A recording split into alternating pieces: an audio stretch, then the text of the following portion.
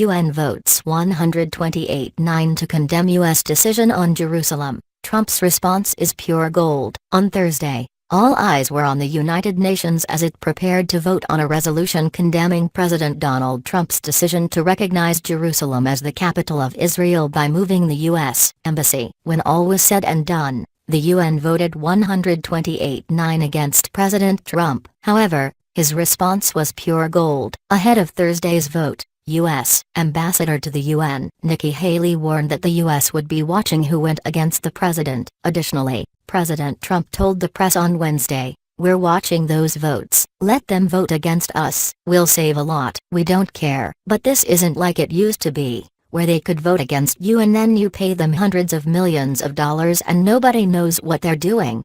On Tuesday, Haley had tweeted that the U.S. will be taking names of the countries that vote to support the resolution and that Trump had asked her to report back on the nations who voted against us. She also penned a letter to most of the 193 UN member states, in which she warned the U.S. would retaliate against countries that vote in favor of the resolutions.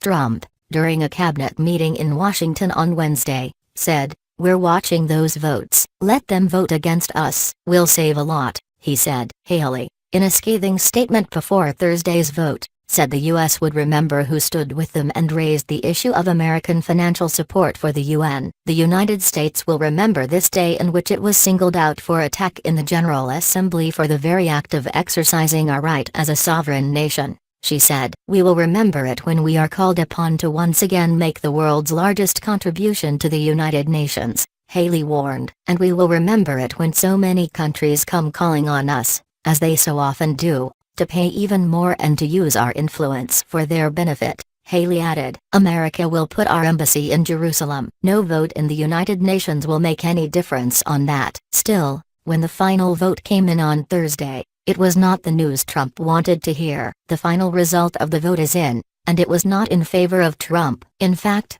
the UN voted overwhelmingly to condemn his Jerusalem decision. How bad was it? The resolution passed with 128 nations voting to disapprove Trump's stand with Israel, while only 9 supported the president. In addition, 35 countries abstained. Source: IJR. While the vote was a major slap in the face to the Trump administration, it holds no actual weight because the U.S. has veto power, and in response, Trump has effectively said that he does not care which way the UN voted because it will be vetoed. The vote serves as an important indicator, though, as to which foreign governments stand with the United States and our sovereignty, and which foreign bodies do not.